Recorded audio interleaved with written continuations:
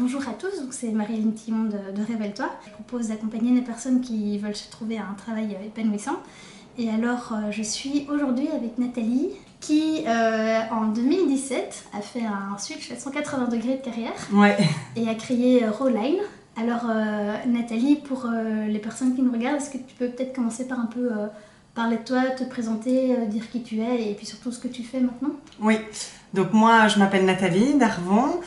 J'ai 35 ans, j'ai une fille de 3 ans, une petite fille de 3 ans qui s'appelle Lola et un mari qui s'appelle Anthony, qui est anglais, qui habite ici en Belgique. Et en fait j'ai étudié Sciences Éco, j'ai travaillé dans le textile, dans les achats pendant presque 10 ans et depuis 1 an et demi j'ai créé ma société et je travaille dans l'alimentaire. Ok, et tu fais quoi exactement avec Rowline? Parce que c'est un peu, c'est un concept un peu original quand même que tu as créé ici en Belgique. Oui, donc tout à fait. Donc en fait, je crée des recettes de gâteaux, de petits encas, de petits snacks et de barres céréales sans gluten, vegan, sans lactose.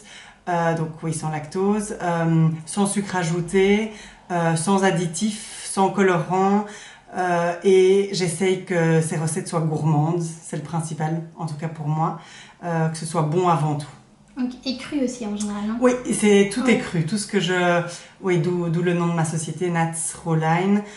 Donc tout est cru, il n'y a aucun des ingrédients qui est cuit, ce qui permet aussi de garder la plus grande partie des vitamines, des nutriments. Super. Alors, explique-nous un petit peu, donc 10 ans dans le textile et puis boum, tout d'un coup, tu commences à faire tes rockcakes. Qu'est-ce qui s'est passé? Comment est-ce que tout d'un coup tu t'es mis à faire des cakes crus et à te lancer toi-même toute seule là-dedans? Bonne question. Ben, en fait, quand je suis partie en Erasmus à Vancouver, j'ai changé complètement ma manière de vivre et de manger. Mon mode de vie était complètement différent là-bas. Déjà, depuis que j'ai 15 ans, je suis végétarienne. Mais là-bas, à Vancouver, ils étaient déjà un peu plus avancés que chez nous en Belgique. Et du coup, j'ai vraiment découvert toute une autre alimentation, une façon de vivre. Je travaillais pour une entreprise de yoga, enfin, une boîte de vêtements qui crée des vêtements pour le yoga. Et en fait, là-bas, voilà, je faisais beaucoup de yoga, j'adore la nature et j'essayais beaucoup de choses au niveau alimentaire. Et donc je suis rentrée ici en Belgique après 5 ans et en fait j'ai continué à manger comme ça, à découvrir ce qui se faisait dans les autres pays. J'ai été en voyage de noces en Australie et Nouvelle-Zélande avec mon mari et c'est là que j'ai découvert vraiment tout ce qui était gâteaux crus, snacks crus, sans gluten, vegan. Et voilà, j'ai décidé de me lancer là-dedans. Au retour dans l'avion, j'ai dit à mon mari... Voilà, on n'a pas grand-chose en Belgique, on n'a pas beaucoup d'alternatives plus saines, sans additifs. Et donc, pourquoi ne pas lancer ça dans les supermarchés en Belgique? Et du coup, après, voilà, je travaillais toujours pour la boîte de textile chez CA, où j'étais acheteuse, employée. Et puis là, voilà, j'ai décidé de me lancer. Donc, à un moment donné, je faisais les deux en même temps. Donc, j'essayais de préparer mes gâteaux dans ma cuisine et en même temps, j'allais travailler. Donc ça, c'était une période assez difficile. Mais voilà, en fait, j'avais plus trop... j'étais assez frustrée dans mon ancien travail. J'aimais bien le contenu du travail, mais j'étais un peu frustrée. J'étais pas satisfaite. Je rentrais le soir, je disais à mon mari que j'avais envie de tout arrêter. J'étais frustrée de ne pas pouvoir prendre des décisions. Souvent dans les grosses structures, on n'écoute pas. Enfin, tout va lentement. Et voilà, moi, c'est ça qui me frustrait. Et donc, en fait, à un moment donné, je l'ai juste senti. Je me suis dit, il y a un intérêt pour mon produit. Ça va pas bien au travail. Ça m'épanouit pas. Et donc, à un moment donné, je me suis juste dit, ok, je crois que c'est juste le bon moment et je vais me lancer dans cette aventure. Ok, super. Voilà. Quelle histoire, super, Ouais. c'est dingue. Et justement, ce premier travail d'acheteuse chez CA, comment tu l'as choisi, comment t'es arrivée dedans? J'ai toujours adoré créer et travailler en équipe. Aussi, ouais, j'ai toujours été aussi attirée par les vêtements, par la mode. Et du coup, en fait, quand j'ai commencé ce boulot, ça m'intéressait vachement parce que j'ai aussi touché à plein de choses, à rencontrer des fournisseurs, à voyager énormément en Asie. Ce travail m'a aussi permis de beaucoup voyager et ça c'était aussi intéressant pour moi, pour l'alimentaire, parce que j'allais chaque fois voir ce qui se faisait à l'étranger. Ouais. Donc ce travail m'a apporté énormément. Donc voilà, toutes ces raisons ont fait que j'ai été engagée là et en fait grâce à ça aussi j'en suis aussi enfin j'utilise beaucoup de choses que j'ai apprises dans mon ancien travail pour ma vie d'aujourd'hui. Donc mais c'est vrai que voilà, il y a des super chouettes côtés d'être indépendante aussi et de voilà, je fais tous les jours, je fais ma passion en fait. Donc ça. Tu fais ta passion. Ouais. Et depuis combien de temps tu sais que ta passion c'est l'alimentation, la nourriture et tout ça? Mais en fait, depuis que je suis toute petite, en fait, j'ai toujours été intéressée par les autres nourritures, enfin, si je peux dire ça comme ça, l'autre alimentation, quelque chose d'alternatif. Et en fait, même mon mémoire à l'UNIF, je l'ai fait sur les produits bio au tout début, quand les produits bio venaient de sortir. Ça m'a toujours intéressée, en fait. Et du coup, en fait, petit à petit, je me suis rendu compte qu'en fait, j'adore j'adore comment je mange, j'analyse ce que je mange, j'essaie toujours de trouver des trucs bons, j'adore créer de nouveau, c'est là où aussi ce que j'avais avant chez CA, créer des collections, là c'est créer de la nourriture, des recettes, et aussi, voilà, c'est aussi, je vais sortir un livre de recettes au mois de juin ou septembre, où je vais pouvoir aussi mettre ma créativité. Et tu dis que donc tu as toujours été intéressée par la nourriture et que petit à petit tu t'es rendu compte que c'était vraiment un truc important pour toi. Ouais. Tu peux en dire un peu plus sur le petit à petit, sur comment ça s'est mis en place? Comment tu as eu C'est plus le mode de vie en fait. C'est plus... c'est pas que l'alimentaire en fait, c'est tout ce qu'il y a autour. Et ça, depuis toujours, je marche énormément, au Canada, à Vancouver, j'allais tout le temps à vélo au travail, à pied, je marchais parfois pendant 2 heures pour aller bosser tous les matins, mais ça me dérangeait pas, c'était un autre mode de vie, se lever plus tôt, aller au travail en marchant, à vélo, peu importe. Et je trouvais, avec ce mode de vie-là, se nourrir pour moi est super important, parce que j'ai aussi découvert à Vancouver que quand j'ai changé mon alimentation, quand j'ai commencé à manger cru, à manger sans gluten, sans lactose, à manger des ingrédients juste naturels, non modifiés,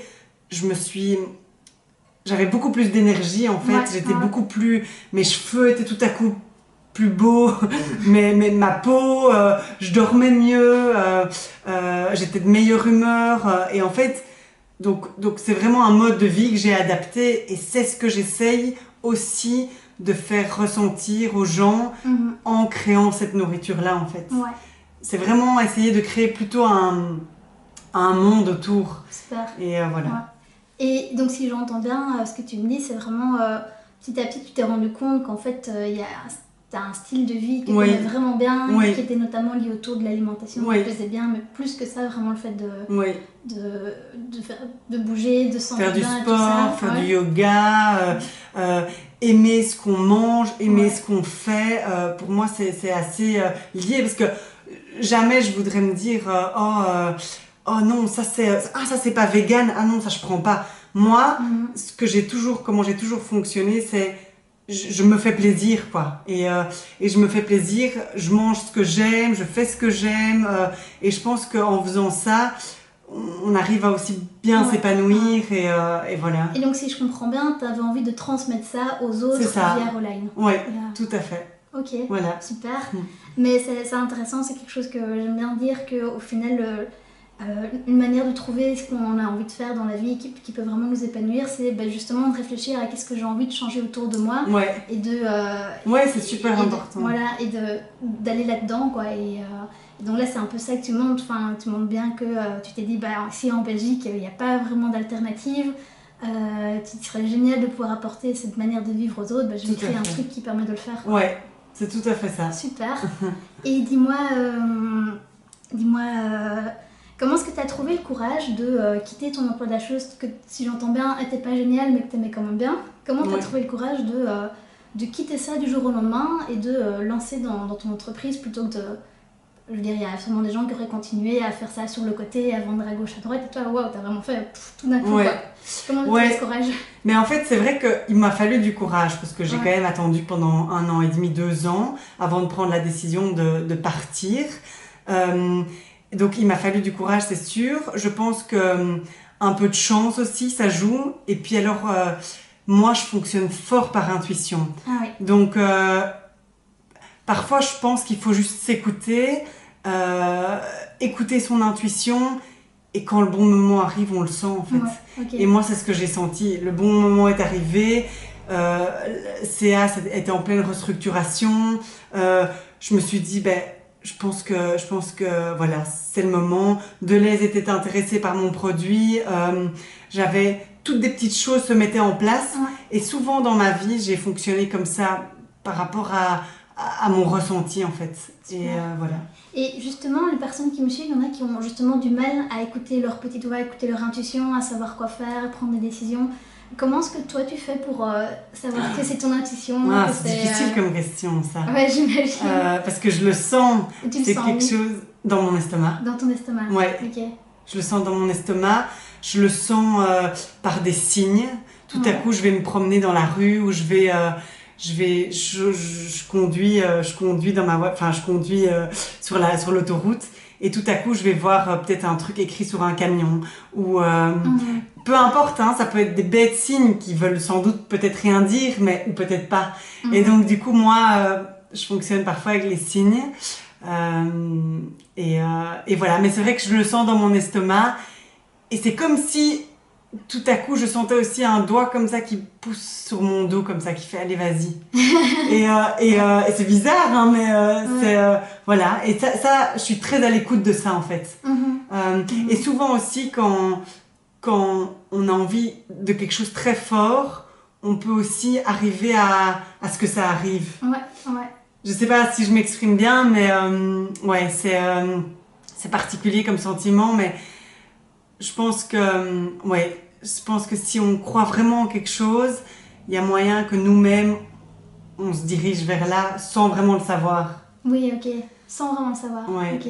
Donc si j'entends bien, tu conseilles d'écouter plus son corps, d'écouter un peu les signaux, les petits intestins qui se contractent ou quoi, estomac. Mais aussi peut-être faire confiance à la vie, aux petits signes qui nous tombent dessus. Tout à fait. Parce que moi, ce qui est très important aussi, c'est que je me suis dit en me lançant... si je me plante, c'est pas grave. J'essaye. Si je me plante, c'est pas grave. On n'a qu'une vie. On peut faire des erreurs. Et j'en ai fait beaucoup aussi depuis que j'ai commencé. Mais c'est vrai que... Et c'est intéressant. Et jamais je me suis dit... Ah non, là, j'arrête tout. Il n'y a rien qui va. Justement, quand il n'y a rien qui va, c'est là où, en fait, j'avance encore plus vite. Tu peux un peu expliquer ça ? En fait, je crois que je suis quelqu'un d'assez positive et du coup, je prends... Quand il y a quelque chose qui va pas, je le prends pas comme un échec. J'essaye justement de prendre ça et de le tourner dans du positif. Et pour les personnes qui savent pas comment faire, tu t'y prends comment pour le tourner en positif? J'analyse la situation, hein, bêtement, quand je fais mon sport, quand je fais ma marche, quand je suis dans les bois, quand je fais du yoga.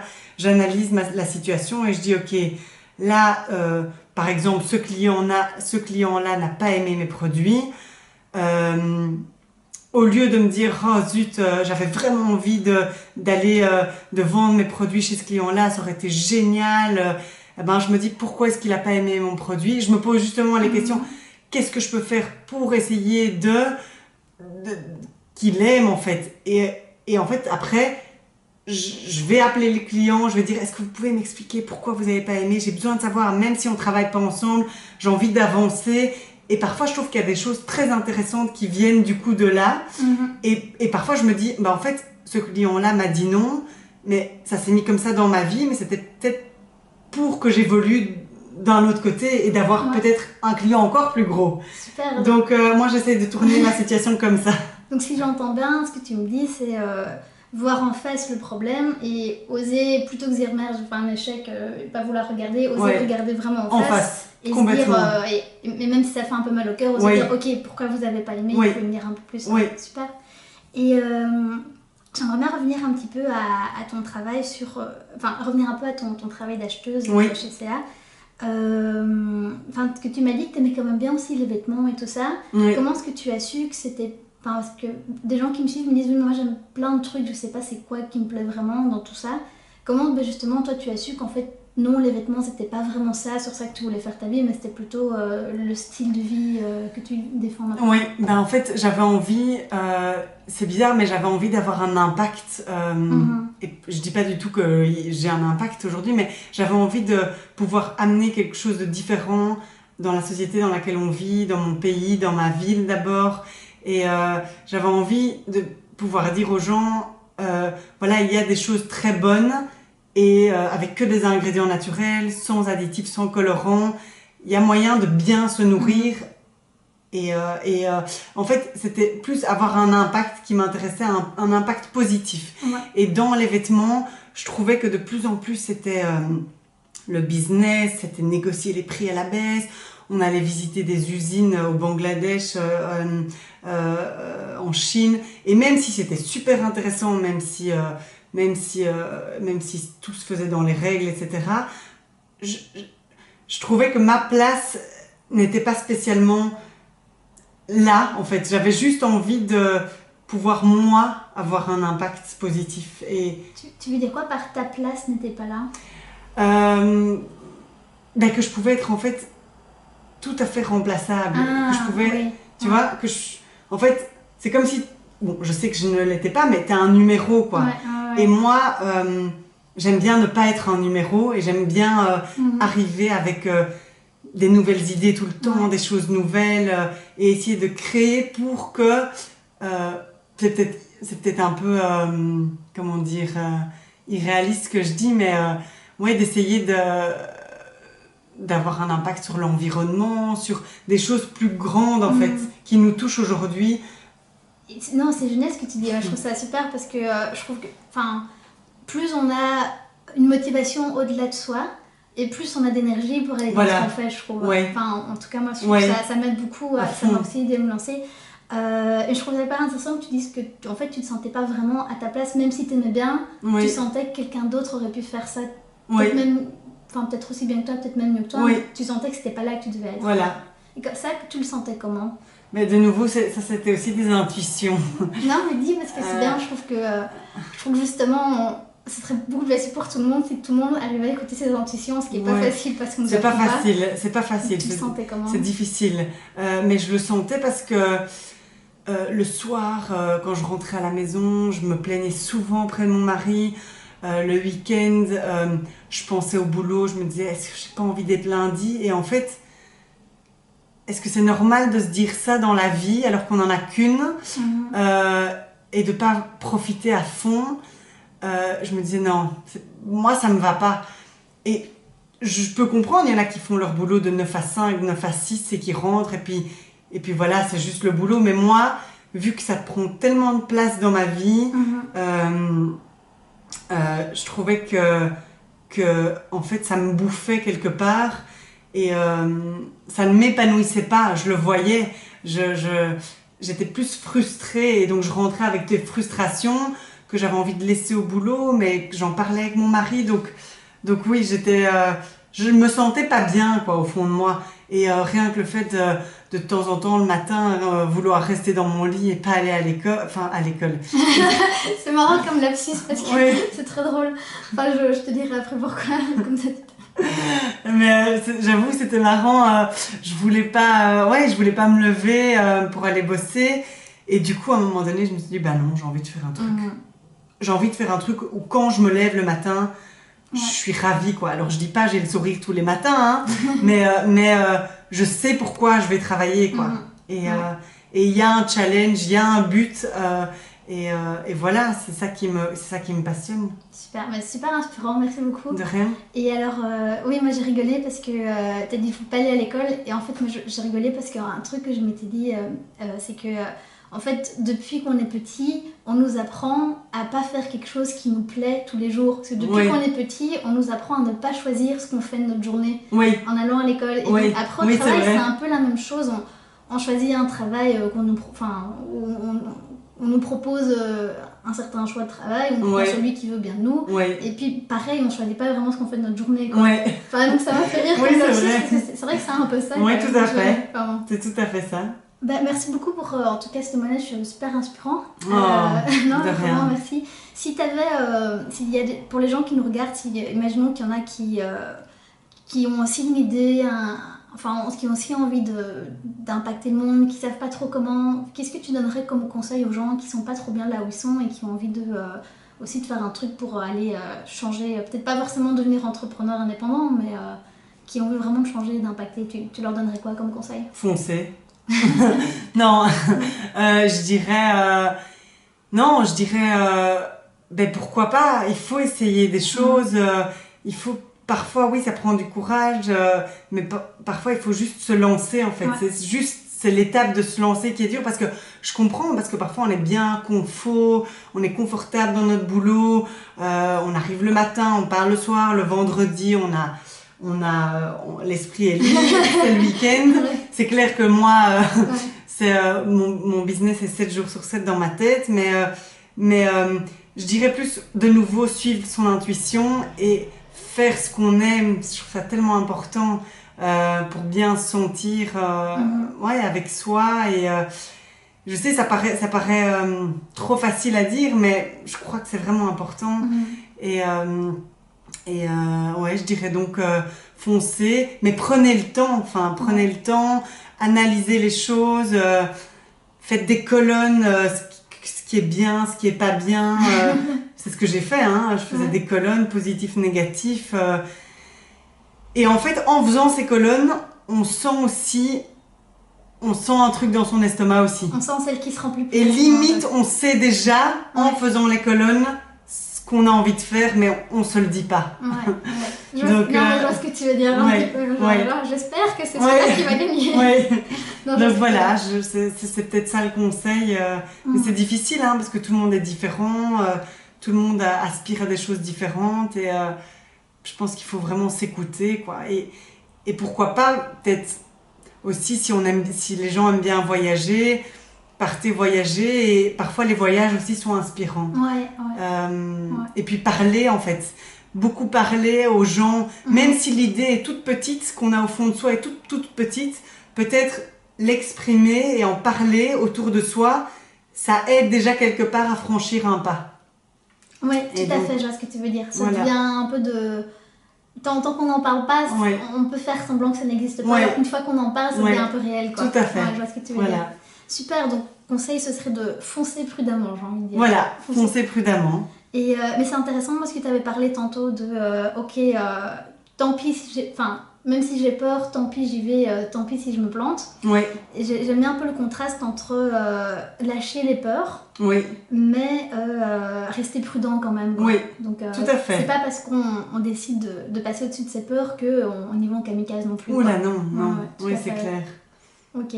Merci beaucoup Nathalie, j'espère que ça vous a inspiré et je vous souhaite à tous une bonne journée.